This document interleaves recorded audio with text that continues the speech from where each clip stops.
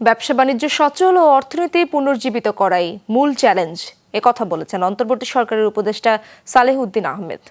আরেক উপদেষ্টা সৈয়দা রিজওয়ান হাসান বলেন, একটি উদার গণতান্ত্রিক পথে যেন বাংলাদেশ যাত্রা করতে পারে সেই ভিত্তি স্থাপন করতে কাজ করবে অন্তর্বর্তীকালীন সরকার। স্যান্ডেলিনা সো রূপচর্চায় আভিজাত্য।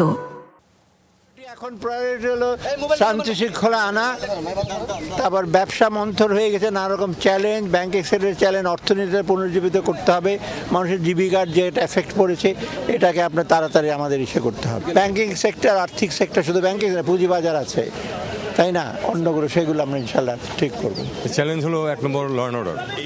ল অ্যান্ড অর্ডার ঠিক করা হলো 1 নম্বর চ্যালেঞ্জ। এটা ঠিক হলে বাকি সব ঠিক হয়ে যাবে। এক্সপেক্টিং বা যাই হোক, সবার পক্ষেই কথা হলো যে আমরা তো সবার সাথে ভালো সম্পর্ক রাখবো, সব দেশের সাথে, এবং বড় যে দেশগুলি আছে তাদের সাথে আমাদের সম্পর্কের একটা ব্যালেন্স মেনটেন করতে হবে। আমার পরিকল্পনা আগেও যা ছিল এখনও তাই। আগে রাষ্ট্রীয় ক্ষমতার বাইরে করতাম, এখন রাষ্ট্রীয় ক্ষমতার ভিতর থেকে করার চেষ্টা করব।